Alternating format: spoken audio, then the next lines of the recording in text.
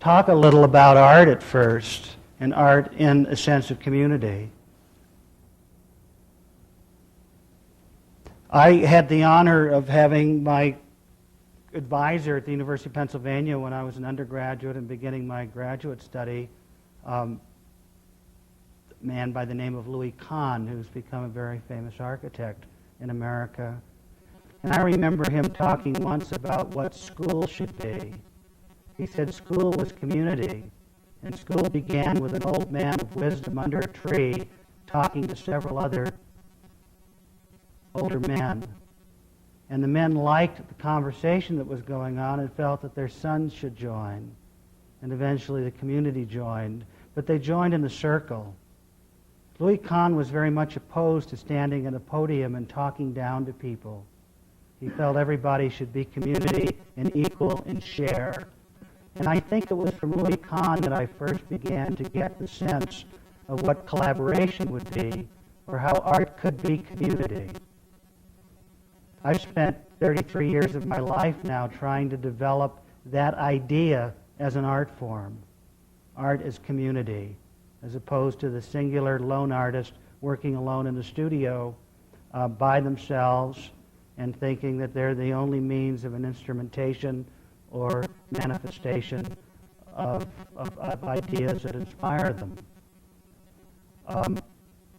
I think the second thing that began to plant the idea of community in my mind, and collaborative community, was a remark that David Smith made to me, who was one of my first teachers. I was studying sculpture with him at Penn, and I was polishing a piece of metal. And he walked over to me after lunch with a lot of bourbon on his breath, a big cigar in his hand, and size 15 shoes. And I was this little kid polishing a piece of metal at my workbench. And he said, "What are you trying to do, kid? Make it perfect?" And I looked up and I said, "Yeah, I'm polishing it. I'm trying to make it perfect." I looked down very quickly because that whiskey breath went over my face, and he said, "Perfection stinks, kid. I like accidents. I like mistakes as they happen. It's only through your accidents and mistakes that you discover new roads or avenues of adventure, of creativity." I was quite surprised by that. And I said, "Well, how would you help me?" He said, "Well, you got thrown over here because you were not considered a printmaker." And he said, "I'm very concerned about you." He said, "You're trying to make sculpture and you really love prints." He said, "How come your prints are so small?" And I said, "Well, they only make paper 40 by 60 inches. In Japan, that's the biggest piece of art paper I can get." And he said, "Why don't you learn to read the yellow pages?" And then some of these other students that were around started joining in. And so out of this kind of community conversation that developed within the studio came the idea that I should go down to Scott Paper and find out how paper was made. And he said, "You know, they make it with machines." I said, "What do you mean?" I said, "Paper the artists use are made by hand, those sheets of paper." He said, "No, they make them by..." He said, "Hell, kid, I don't send my wife down to the river to beat our clothes on the rocks. We use a washing machine." I started thinking. Basically, technology for art comes from many venues. It isn't something that happens just in a studio alone. And I started a print studio in Philadelphia called Experimental Impressions Graphic Workshop. And the students that I was working with, the teachers that I had, all wanted to come over and see what I was doing with the paper that I had started to make out of the Scott Paper adventure. And the presses that I had built in a different way to print in the original way. I had a grandfather who used to always tell me to do old things in a new way and new things in an old way. And printing first began with a platen press. Gutenberg invented the platen press, printed the first page of the Bible. It was a press that had two plates that closed together at once. as printing became mechanized, it became rotary. And so the presses in the school were etching presses that tried to take the small fibers of a paper at a high point in a relief print and stretch it to the end of the paper, and of course tore the paper. So I started making paper so I wouldn't tear paper. And I started trying to expand the dimensionality or the substantiality of printing. The tradition of printing is to put a thin film of ink on the top of the fibers of the weave of paper. It dries more quickly. It's true printing in the letterpress tradition was always called the kiss of the paper against the type. There was not very much pressure exerted. So printing was rather down and not so objective. I found as I was making paper, as one would make clay, holding stuff, or as one would make pasta or make cookie dough, that it had a substantiality to it, and I wanted to manifest or preserve that substantiality of the paper. I noticed that when I didn't size the paper that I first made, when it was just pure cellulose fiber, the color could go inside the fiber instead of just be on the surface of the top weave of the fiber. So I started to make inks that were viscous but also would go into the fiber of the paper to give substantiality in what I would call a surface that was up above the paper. So it looked like a painting instead of looking like a print. And as I started to develop this in my own work, I found that other artists liked what I was doing and wanted to come and do it with me. And so I developed a studio where I started to share ideas.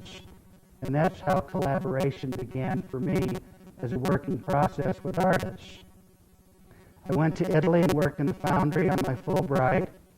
I found that one could use the technology of bronze casting to cast metal dies to make dimensional prints without waiting for acid to etch down into the plate. One could simply draw directly in wax, give it to the founder, have it cast, and you'd have a cast printing plate, something that had weight and substantiality.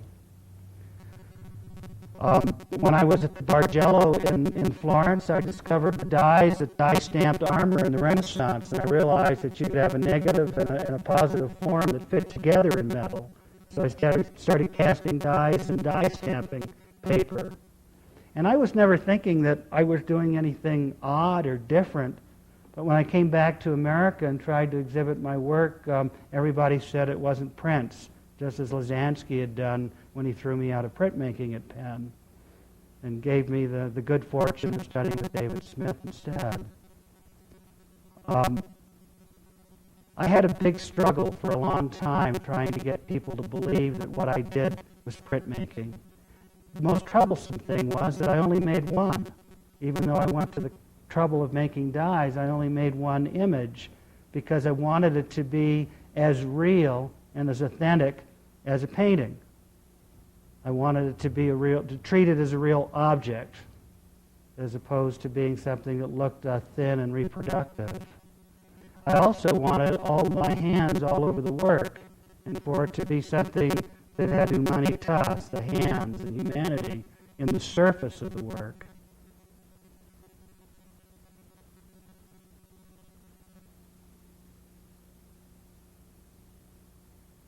I have to pause for a moment. I'm losing my train of thought that I just had going.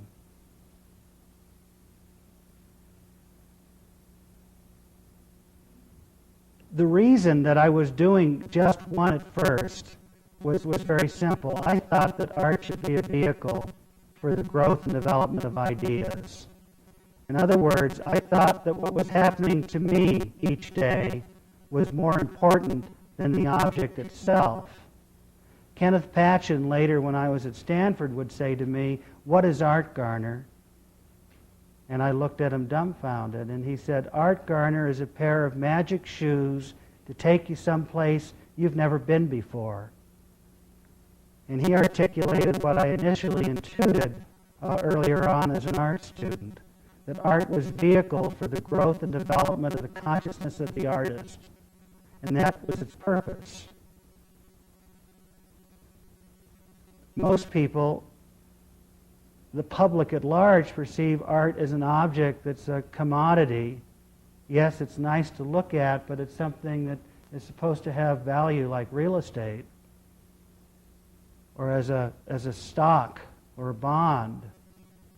Perhaps it does achieve that if it has value, but I don't think that that's why artists really make art, not real artists. And I've always tried to be an enabling environment for the growth and development of ideas of artists. So to make one was economical. Why stop after one, shut down a print shop for a month, and use the matrices to make 50, 100, or 300? The idea growth and development ceases at that point. Then the workshop becomes a factory. Well, the other thing was I was still in school, and I had these presses, and people wanted to come and work, and I didn't have time to do acid baths and things like that. And so I just give them a plate and ask them to paint on it and print it on the piece of paper in the press. The idea kept coming back of platen press, going back to do old things in a new way, because when you ran a plate with a lot of paint on it, because I liked a lot of paint on the surface, like that Arnaldi over there, the roller would grab the height of the mass of the paint and make a rainbow, just squirt it down the bed. And so I'd figure out how to solve that problem, and I solved it through making very thick handmade paper without sizing and developing an ink base that was archival and would not destroy the cellulose of the paper, and putting the paper over the entire plate and printing everything at once so it just spread a little in every direction. That basically was my contribution to the monoprint. I didn't know I was making monoprints until there was the show at Harvard in the late 60s of the monotypes or monoprints of Edgar Degas. Degas made over 400 monotypes in his lifetime. He didn't invent monotyping or the making of a one-off print, one-of-a-kind print. Rembrandt did, and Castiglione, both in the 17th century.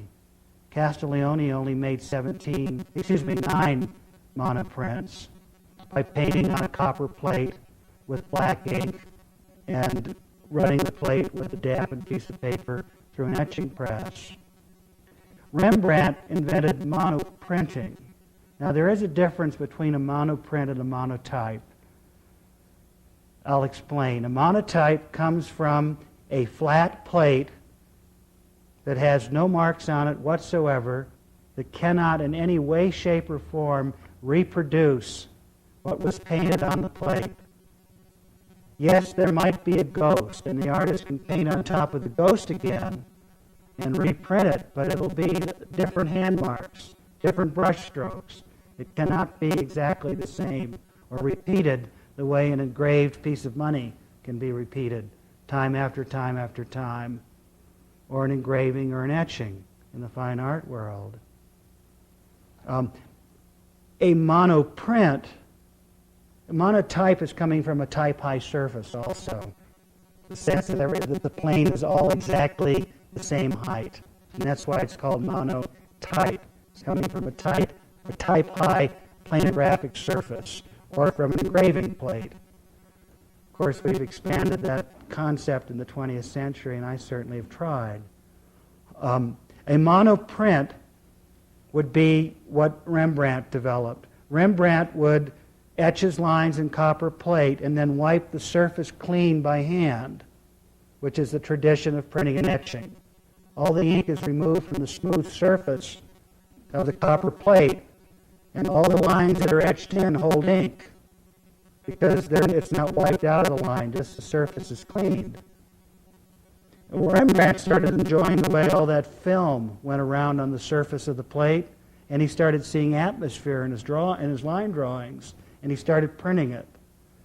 And he couldn't repeat it because it was wiped by hand or manipulated by hand. So that's the invention of the monoprint. It can be repeated with different atmospheres because the line can be carried forward. Later, wanting to make exact replicas of the atmosphere that he had created, Rembrandt invented aquatint, powdered rosin dropped in areas on the plate, burnt into the plate, and the acid eating between the dots of rosin, creating little ink wells in a dot screen that created tonality, or chiaroscuro, as they say in Italian. They're the genesis of what I do today. I didn't invent monotyping. I didn't invent monoprinting. I changed the formulation of paper. I changed the formulation of ink. I reinvented the flatbed press. But all of that produced interest in artists around me who were watching the richness of surface that I was getting and the texture of the paper, and they were liking that, and so they started asking to come work with me. And in working with me, initially artists collaborate with the material itself. I offer a paper that they can't buy because it's proprietary and now made by my son in Santa Barbara in our paper mill in our studio there. I make an ink that has a base that's archival. I'm able to make thin washes in my ink up to extremely thick, putty-like viscous inks that will be able to be manipulated by brush or roller or scraper or sheetrock knife. And I have interesting equipment. We have the largest flatbed offset press in the world that printed the wing of the B-29 during the Second World War. That's in Santa Barbara. And we made that into a tympan press or a platen press. We never transfer the ink onto the rubber roller and print it offset. We print directly from the paper, from the matrix to the paper, using that top roller to create a pressure over a tympan that we put on top between the roller and the printed surface. I did work for 14 years with Sam Francis, and I think that he pushed my paper chemistry and my ink technology farther than any artist I ever worked with. He kept saying, larger, I want it larger. And I said, Sam, it's expensive. He said, larger, larger, the work will pay for it. And that went on for a number of years, and eventually in 1982 I started building a press that was 18 feet high, 18 feet wide, had a bed 2 by 3 meters on it, had two 1,500-ton hydraulic rams, which gave us 6 million pounds of pressure. And the press weighed, I think, 240,000 pounds. It's still sitting in Emeryville today and belongs to Sam Francis. When I moved to Santa Barbara, I made a trade with Sam. Eventually, I moved to New York. Now, one might think that we made a large press to make a lot of money by making the biggest monotypes in the world. Well, that's absolutely untrue. We made a large press because Sam said he was tired of being a pantograph. The work of Sam Francis is highly gesticular. Sam Francis rolls his canvas on the ground. He paints on the floor, standing. He paints with sticks and brushes. And he uses his whole body movement as a dance. He's been reevaluated, I saw recently in the Art Journal, to being first-generation abstract expressionist and being equated as an equal of Jackson Pollock, of developing this gesticular painting in the same period. Sam didn't want to come to print studios, which he had done for years, and wag his wrist like a little pantograph making designs of these large paintings. He wanted to make prints with his body. And so we developed vacuum-formed paper, a new way of making paper, where the paper could be squirted out of a fire hose onto a vacuum table, and the water sucked out immediately, so that we could lay up, like one gunite's a swimming pool, large pulp sheets of paper. And we built this press so that it could print any kind of matrix whatsoever. And we printed things like rubber erasers that would spread under pressure and create morphic forms. We printed from wood veneers. It could be cut with scissors, inked and wiped like an etching. Cutouts like Matisse did at the end of his life. We developed these cutouts so that he could paint on the surface of the plate a color, and then he could cancel with the cutout, canceling out, leaving the other gesture, allowing freedom of movement and plasticity in the making of the image, rather than being a little pantograph or having to scratch with a needle into a plate, etc. What Monotype did in the last 3 decades was open up the possibility of the rapid imagery development of an artist. It created a vehicle faster than the locomotive for the artist mentally, so that the artist could work so quickly that the artist didn't have to think or be self-conscious while they were working, that the ideas could flow through them without being filtered or monitored by human limitation. Now I want to step back for a second, and I want to ask the question that Kenneth Patchen asked. What is art? In my philosophical studies and undergraduate study, I always kept coming up with the words beauty and truth. And I think art is exactly that, beauty and truth. It's something that has a stasis through all time, that is kind of a timeless idea that we all seem to identify with as a community or as a whole, or the majority might, over time. And it's why all these beautiful objects of art through the great periods of civilization have remained, and other things have been plowed under or allowed to deteriorate or destroy. It has something that attracts all of us from the mind, from the eye, and from the heart. I like to think that art is humanitas and integritas, humanity and integrity. It has the integrity of right ideas and right thinking, and it has the humanity and soul that comes through the hands of man in the making. And if I look for anything, when I look for an artist to work with, I look for that in their work. Because I invite artists to come and be part of my community. I'm not much to just take someone in off the street when they knock on the door, because I realize that my community is as ecological as nature, that what comes in the door and what starts to be evolving in that community is going to influence the other artists that I work with and what the spirit and flavor of the workshop is. So all the artists that have come and worked with me, I have invited as guests in my home, so to speak.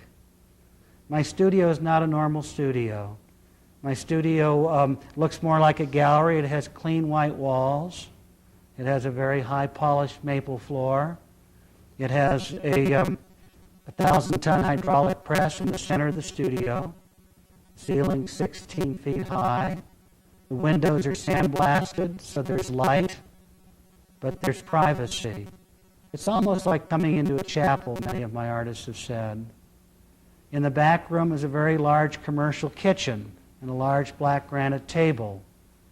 I eat with my artists and the people that work with me. We're a community around the table at lunch. We're a community around the press in the morning, the afternoon, and often the evening.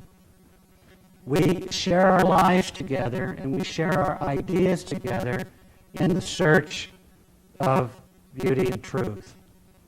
It sounds highfalutin, but I'm being absolutely serious.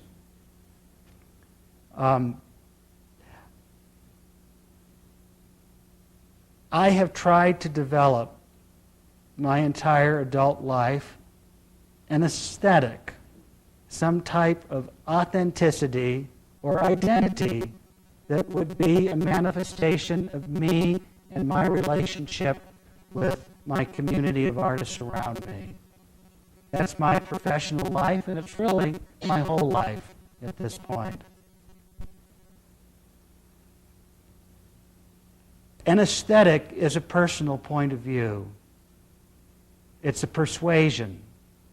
There should be as many aesthetics as there are people in this room.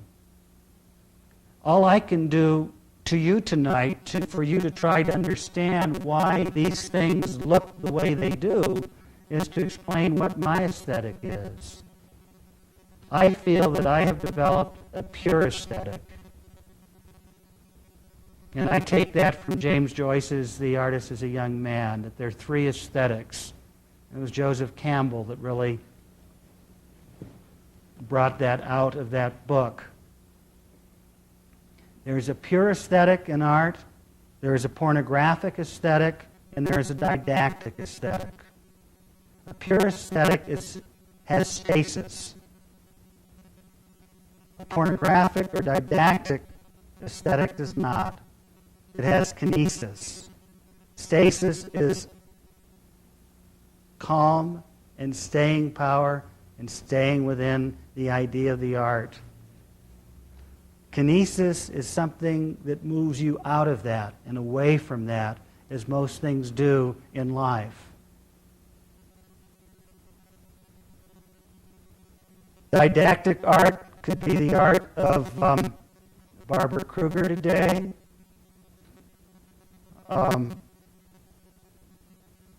It could be the Soviet art of the 50s and the 40s.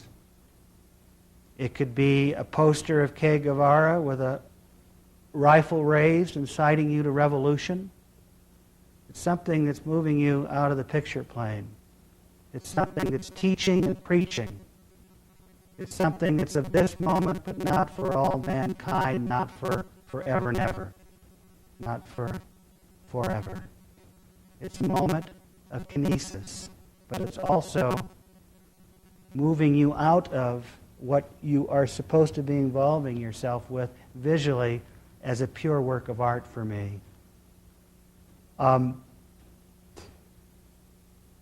Art can be pornographic, advertising art, a beautiful woman in front of a refrigerator that makes a lusty man want to buy that refrigerator. It would be a vulgar way of putting it. It's a pornographic piece of art.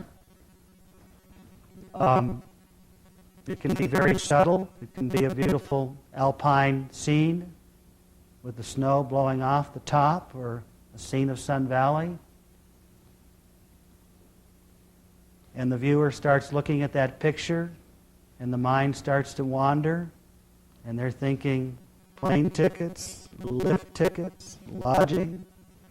Pornographic aesthetic, it's kinesis, it's moving you out of. It's moving you to other than what you're looking at. Pure aesthetic has stasis. It's something that evolves you in and out of it, but not beyond it. It's like a mantra. It's something that's meditative. It's something that's feeding the inside of you, and you're feeding it. You bring yourself to it, and it brings itself to you. And the ocular activity, and the emotional, and the psychic, and the intellectual activity is with it itself. So much so that you cannot move beyond its borders or frames, nor are you incited to. And that's the kind of art that has great meaning to me.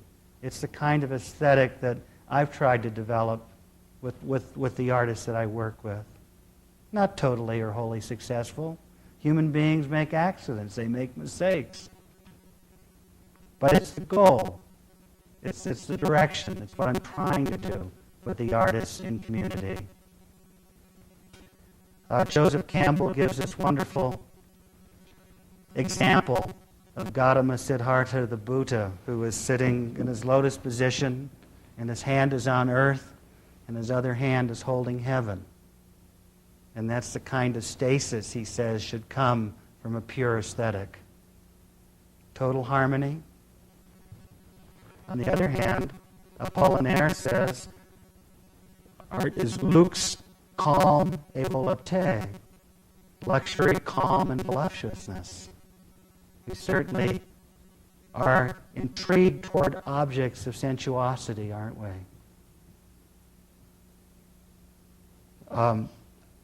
Objects that seem to have a skin and have a deep sense of color. Objects that seem to have a soul. that doesn't deny there being a pure aesthetic, that holds you within as if you hold your heart, or as if you hold your mind. When I say you hold your mind in complete calm, because it's that calm and regenesis of your humanity that you get from looking at this object. That's the intent of the work on the wall, my friends. The rest is technical.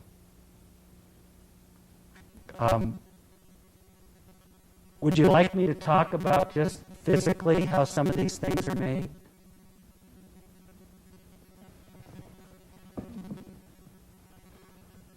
I have made monoprints with artists in my publications as a publisher.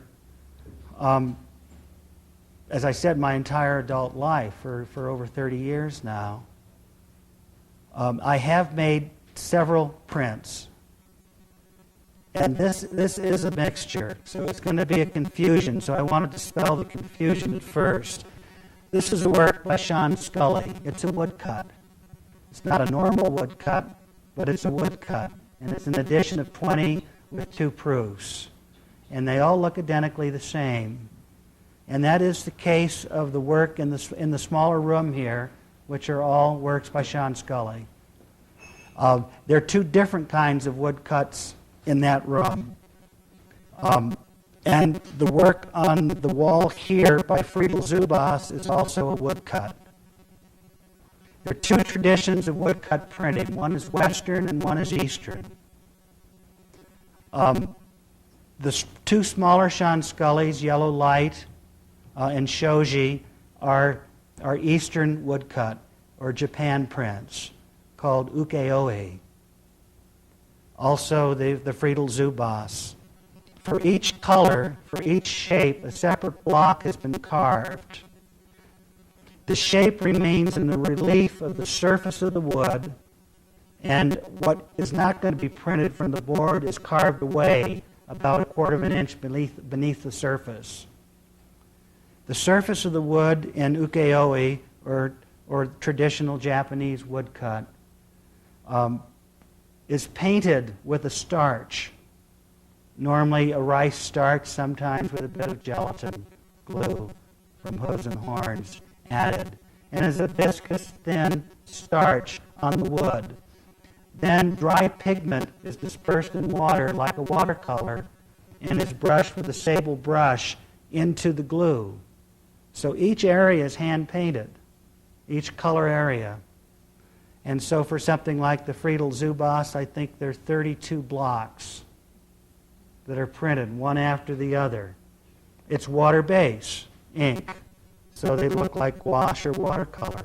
In fact, they are gouache of a kind. It's a glue and a pigment. After that surface of that wood area is painted by hand, a piece of rice paper is keyed over it, and then it's burnished from the back with a baron. Could be also burnished just by the palm of the hand to transfer that glue and pigment onto the paper, and then it's put up to dry. And after it's dry, then another block is inked in another area, and one establishes a printing order of how the blocks will be printed to best affect the image. The tradition of Eastern printing normally is to copy a watercolor. It's a reproductive art, and the artist normally never touches the blocks. A craftsman carves the blocks. The craftsman that carved these blocks of the 2 Sean Scullys and the Friedel Zubas was the #1 student of the living national treasure of ukiyo-e in Japan. And my printer's name, and he worked in my studio with these artists, is Keiji Shinohara. I facilitated the relationship in my studio between this craftsman, great craftsman, and the artist. And as the blocks were carved, some of them had to be recarved. And I had to explain how different colors had to go over one another. And I was quite involved in the printing order of affecting the work. But he was the carver, not the artist, nor I. And he was the printer. He put all of the color on the blocks, But in the end, the artist and his dialogue, and with my dialogue or his intermediary, the images were made. That is basically printmaking, traditional printmaking. Western printmaking involves more the hand of the artist on the matrix or the block. Sean Scully carved all of his own blocks himself. The blocks weren't the traditional heart cherry wood of Japan. They were just ordinary plywood, a common industrial plywood. In this case, birch that's used a lot for cabinet making. When you carve away from the block, that's going to be not printed. It's going to remain a white. If you printed another color before that, the color that was printed before will come through where that carving was made. To make the long story short, the ink is extremely thin at first, or transparent, and then very viscous toward the end. The blocks are many. There are 3 pieces of paper here. There's a center panel that goes from here to here. It's 1 sheet of paper. This is a sheet of paper, and this is a sheet of paper. This center panel is 42 blocks. I believe this is 28 blocks, and this panel is 19 blocks. It was a very complicated print. It took 2 years to proof to get to the point where we could edition it. It was built like a painting, layer by layer by layer. But it is in the tradition of Western woodcut. The artist has cut the blocks, and printers have inked and printed the blocks.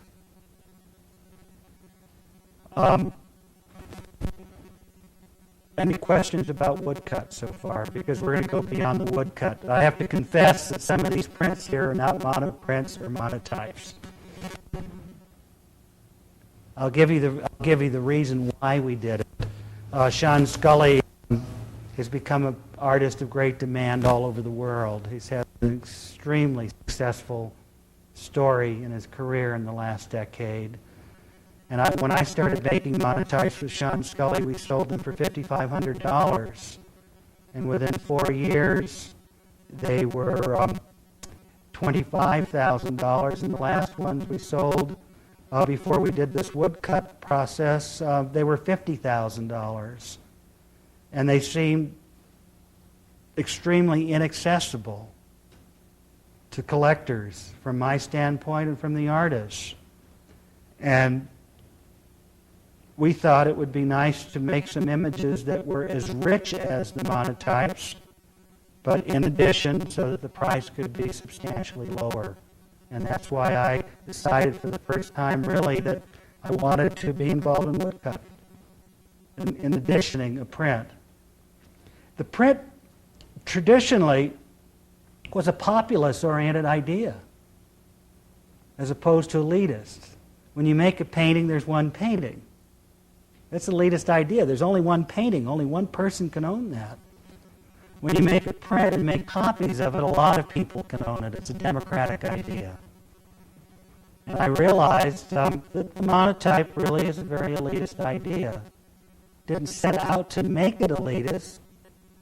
Didn't mean to say only one person could own something.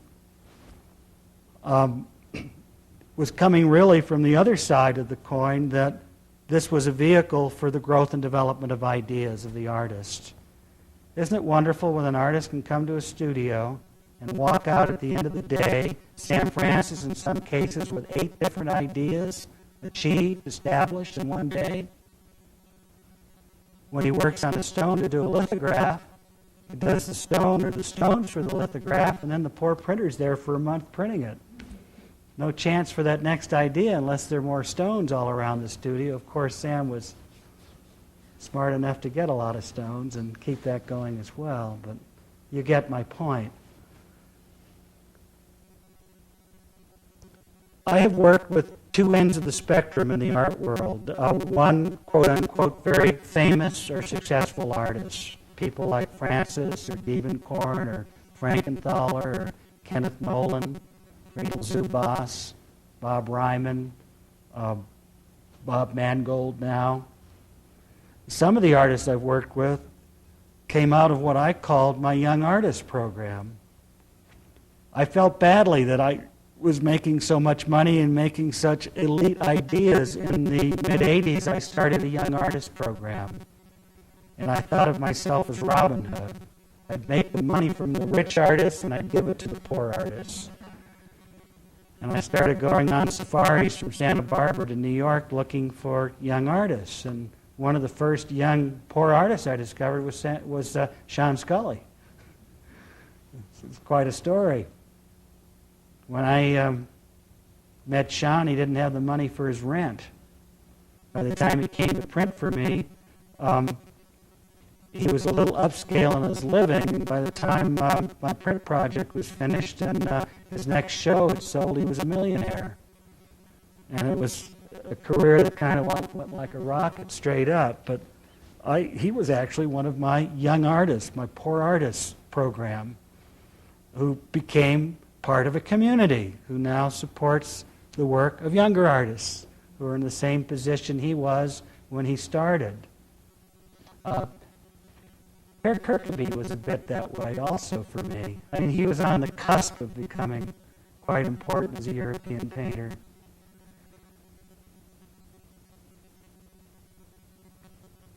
Jean-Charles Blay, same situation. Those are the figures that are on the wall there, under Paper Under Pressure. I met Jean-Charles Blay when he had a one-room apartment in the Arab quarter of Paris. And I met him about 1985. He was in his 20s. And I met him through a friend from Santa Barbara whose sister was married to a clothing designer in Paris. And he had heard about what I did, and he said when I came to Paris, he'd like me to meet some young Parisian artists that he was interested in. So I went to meet Blay, and Blay was in a auto mechanics building, one-story building, in the dead of winter with no heat, next to a cemetery. And my heart just went out to him, because here he was doing these watercolors, and the water was freezing, and his hands were in gloves, but he'd cut the fingers off the gloves so he could manipulate the brush. And he said he'd take me back to the Arab quarter to have a cup of coffee, but I'd have to drink it black because they wouldn't give you a spoon, because anyone who was given a spoon took it into the bathroom and boiled up some heroin and shot it up. I mean, he was really living in dire straits. And I said, I'd like to bring you to America and publish you. And he said, what? Are you crazy? I'm not known. And I said, your work is very beautiful. I'd really like you to be part of my artist community. And he said, well, he'd think about it. And I wrote him letters for 2 years. And he finally sent a letter saying, are you coming to Paris this spring? And I wrote back that I was coming and that I would see him. And when I came to see him,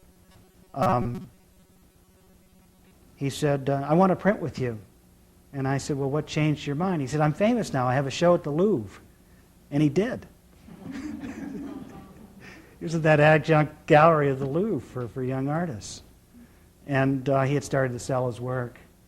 And I think that kind of thing for me has been the most exciting thing of what I've done in my community of artists.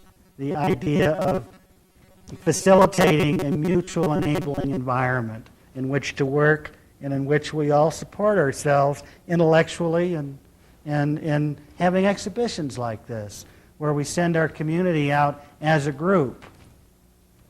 I've tried to fight the elitist aspect of what I've done by giving study collections or archival collections to public institutions. I've given a large collection of over 30 prints or 30 artists to the Ackland Museum at the University of North Carolina at Chapel Hill that kind of covers the southern part of the United States. The Cleveland Museum has a complete archive of almost every artist I've worked with. And I like the Cleveland Museum because it's a print collection where you as an outsider can go and knock on the door of the print department and ask to see any of those prints, and they'll show them to you. And you can hold them in your hands if they're small enough, or they'll bring them out and put them on a table. I felt very badly that I worked a lot with English artists like John Walker. I guess that's it in this show. Sean Scully, of course, was raised in England, but he's now living in America, as well as England and Spain and Germany. So I gave a large collection of all the English artists I worked with to the Tate Gallery, and they showed it this last fall up through January, which I was really pleased about. And I've given a large collection to the Milwaukee Art Museum as well. And I'll continue to give collections of work so that the ideas that I do don't get consumed by individuals and hidden away in houses where the public can't see them. But we make a lot of work, so there'll always be the other that needs to fund what we do as community. The Robert Mangold is printed from wood. Doesn't look like wood, but it is wood. He's an artist who I would describe as a minimalist who's starting to achieve some lyricalness as well on his drawn lines. He starts with a shaped canvas, and he wanted to have two different colors. Now, normally he'd tape off the canvas and paint one side, then put tape down and paint the other. I suggested that we do a diptych and use the shape of his canvas to hold two sheets of paper together by the shape. He likes to draw that line by hand. He didn't want it printed. So what we did was we cut 2 blocks of red oak, and we printed them blind white on white, just embossed their shape into the piece of our handmade paper, or 2 pieces of handmade paper, together on the bed of the press. But before we printed those 2 pieces of wood just as blind white embossment on the paper to key the blocks for future printing, he drew his line freehand across the 2 blocks with a pencil. And then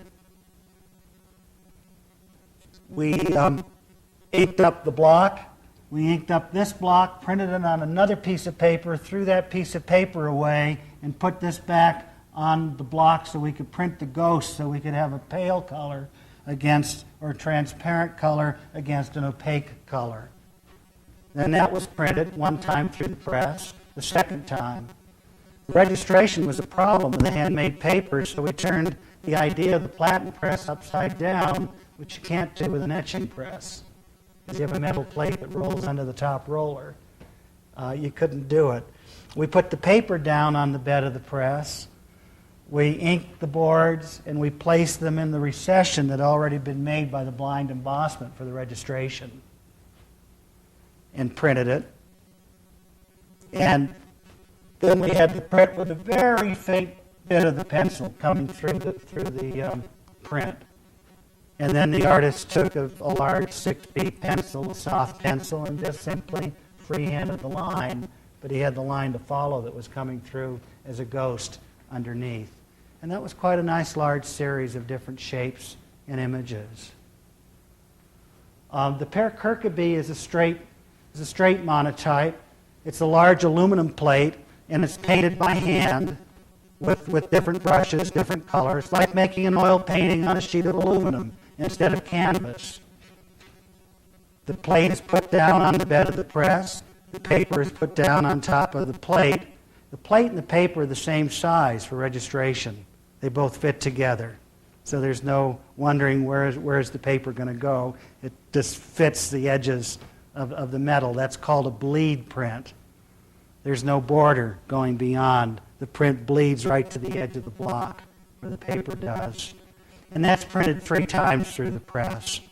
Not 1, but free. And it's something I've developed that isn't evident in any of the prints here, but more with Ron Janowicz, where we started to do overprinting in monoprints, where we'd make the paper the same size as the plate so that we had registration, and start to float brush strokes in films of varnish. And we have literally done monoprints that have been through the press 50 different times, 50 different layers of varnish to build the image.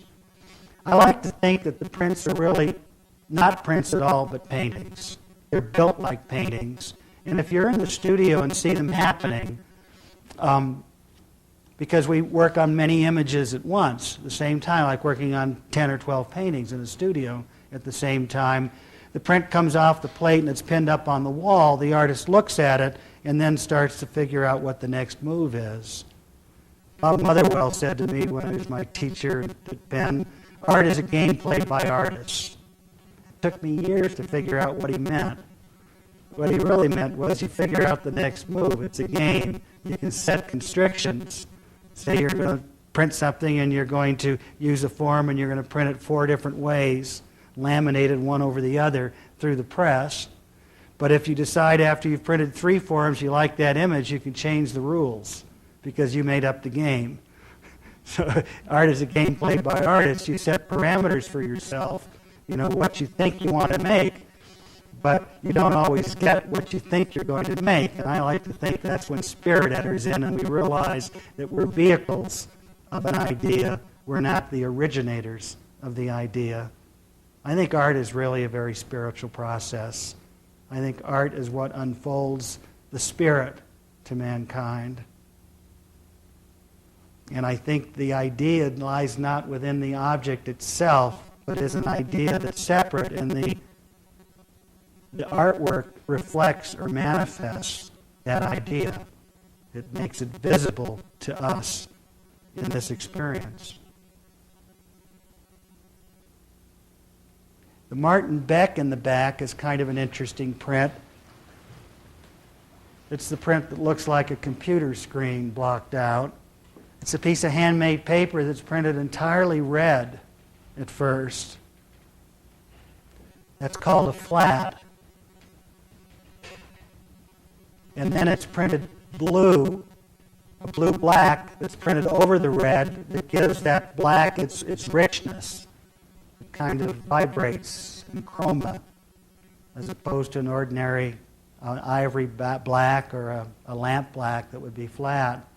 And then the silver areas are printed by painting the squares on a lead plate. And that was an interesting game because he wanted to deal with an idea about language. And what would happen is one starts to look at computer screens and how language is put visually in blocks and can be manipulated across the screen. How many permutations of that kind of blocking of language could he make that created designs that were peaceful, restful, had stasis, it felt like they were fixed and weren't going to move, like the vibration of a video tube or a computer screen. And so he started with lead so that he could draw areas and then take a burnisher and cancel it out and start to move or change those areas. So to understand that print, you really would need to see all 20 of the prints, because he starts from A and he ends at Z, so to speak. It's a progression. And a lot of abstract art is progressive. Of course, I don't like to think that it's abstract at all. I like to think that people that paint realistic pictures are abstract painters, and the people that make abstract art are realist painters. Because somebody who depicts a river or trees, like Mr. Cook here, is depicting something with paint that has the illusion of being three-dimensional, that there has that space in it, but in fact it isn't. It's just paint. It's an illusion. But if somebody's working with just the brushstroke itself or just the shape itself, that's all that it is. It's nothing more than that. That is real. That's reality. It is only what it is. And I think that's one of the problems that people have to get past in looking at abstract art, is to realize that basically what you're looking at is all you're getting. You're not going to get a sunset or a landscape. You're not going to get angels falling out of heaven. You may get the spirit of that, but you ain't going to get that. You're just getting what you get. Would anybody like to ask me about anything here? I mean, there was one question earlier, I have to say. The Chuck Arnaldi is printed. It is not painted. Everything is from woodblock. He cut plywood, 2 sheets of plywood with a chainsaw to cut the areas. And we started with thinner inks, and as we built the color, the ink became more viscous and more viscous. And the reason it looked so thick is it was so viscous that when the paper was pulled from the block, it pulled the paint up off the surface of the paper and was left to dry that way without being flattened out. What did the other pieces of the other monotypes of Mango look like when he did this series? The colors vary and all the drawn forms vary. Are the blocks the same size? The blocks are the same, yes. There was a small series and there was a large series. This is the larger. The other was a shape, a diptych within one sheet of that paper. You sand down and use the same blocks over?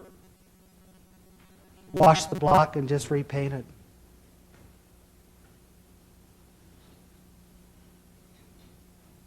It was like cursive writing. There was this beautiful E, there was a beautiful L. There was a series of 3 ovals, and the center oval held the 2 sheets of paper together. They were quite diverse.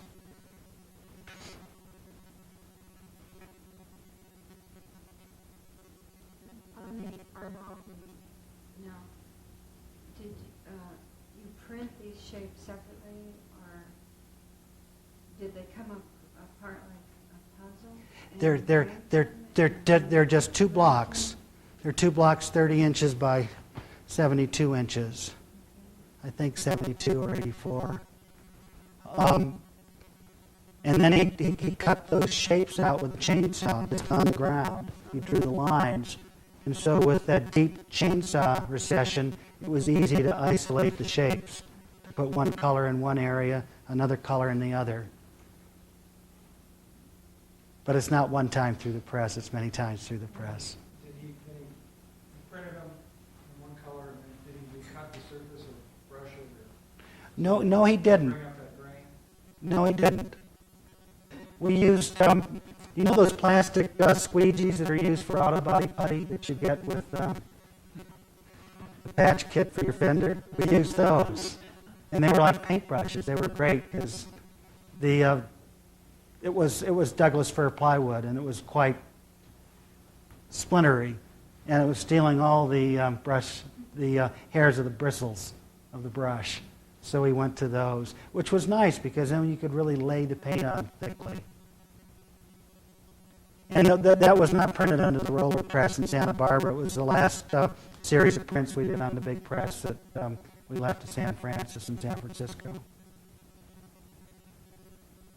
When you did the percopy, and you said you ran it through the press, the monotype, 3 times. Yeah. What do you mean? I mean, you put down the paper on the plate. Yeah. And then ran the press over it 3. No, ran it once, took the piece off, put it on the wall, looked at it, made some more marks, put the paper back down, ran that through, looked at it. In other words, built it like a painting. And this is kind of crazy.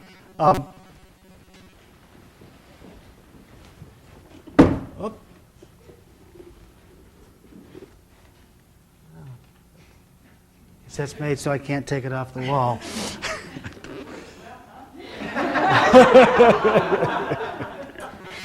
This is Jean Charblet.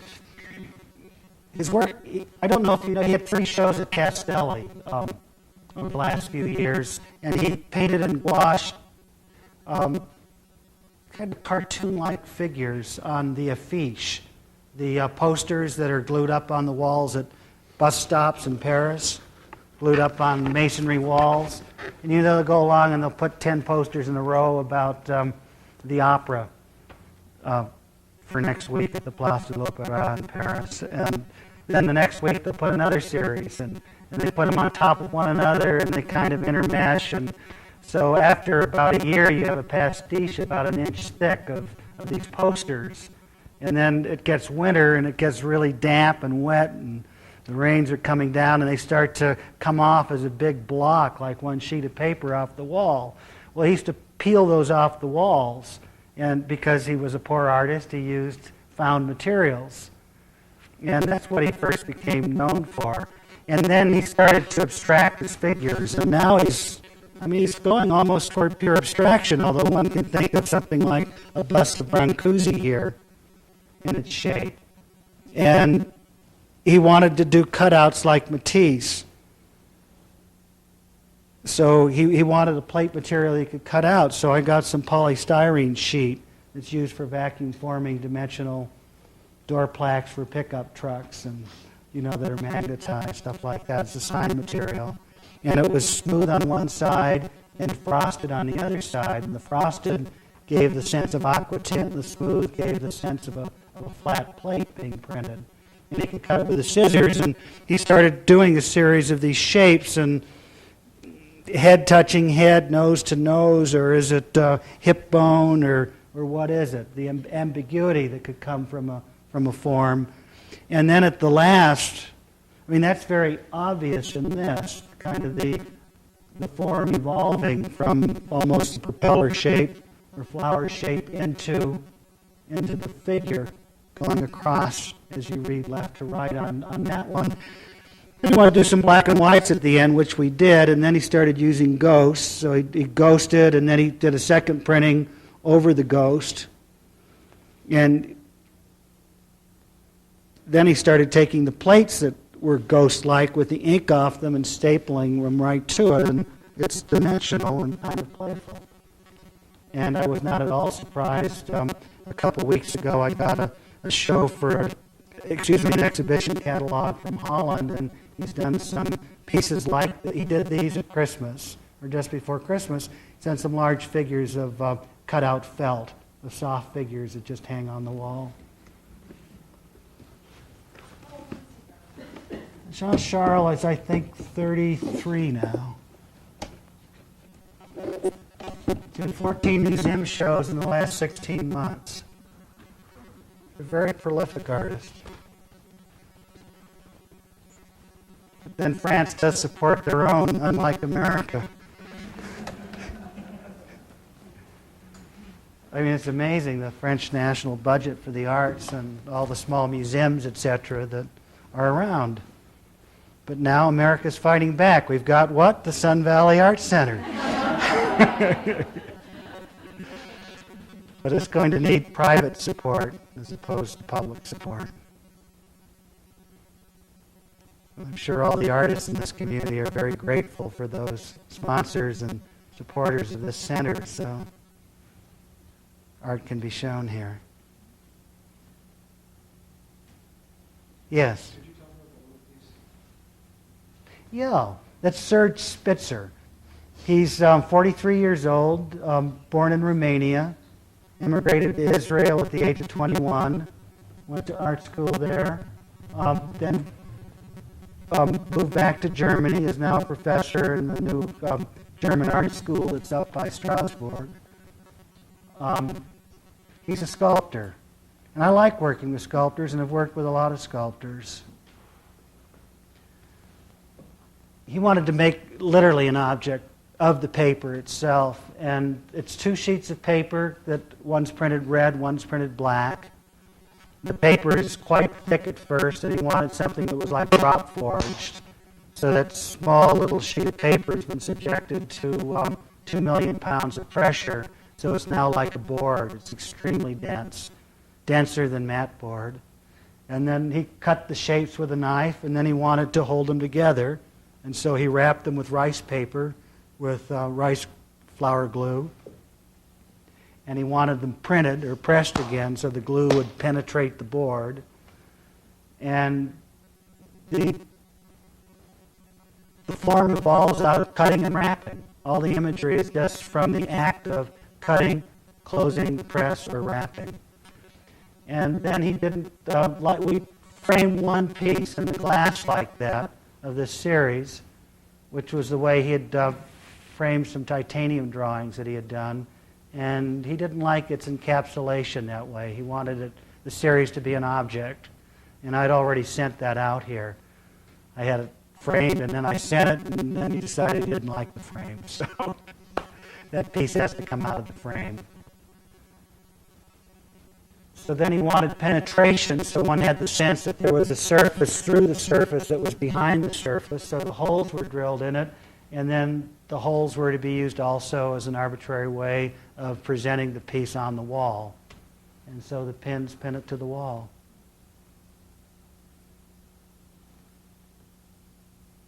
I think it's almost my favorite piece in the whole show. I like working with him. He's the most intelligent artist that I've ever met. He really is genius IQ and extremely theoretical, very knowledgeable. I like the mix of Israel, Romania, Germany, and America. He's a naturalized citizen already, but he teaches in Germany, he commutes back and forth to Germany. He's doing 2 huge commissions in Germany right now. Beat Richard Serra and Chalita out of the city centers of Essen and Aachen. He's pretty good at 43, I think. The sculptors normally don't reach maturity until about 50, from my observation. So much, the expense of going through the ideas, the materials of their ideas, and the slowness of the process of making sculpture does not allow the mind of a sculptor to develop as quickly as a painter. And so I've gone to sculptors and said, why don't you make monotypes to really kind of draw out your ideas? I did that with Bill Tucker. And Bill Tucker came and did 42 monotypes of 5 different objects. He's a sculptor who does not make a drawing of something he's already made. He only draws to make a sculpture, to find a new sculpture. And he said I changed his life, that in 2 weeks of working with me, I produced 5 sculptures for him. And then he spent the next 2 years making the 5 sculptures. And it's been fun for me that a lot of these artists have said that in speeding up the velocity of their image making, that it's speeded up their painting. And that the ideas that have come from making the monoprints have changed their painting. And several are quoted in a book that's being written about my life right now by David Carrier, saying that they felt that in 2 weeks they pushed their painting career ahead 3 years. There's 3 different artists that have said that, but a lot of them in the whole have said that the reason they work with me is that I change their painting or I change their sculpture.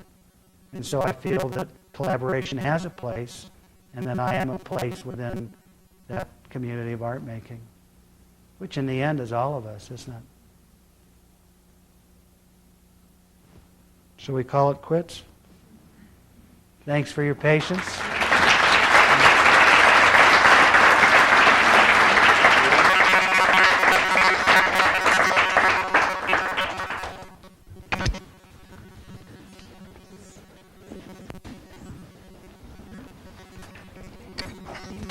Enjoy your center. It's a beauty.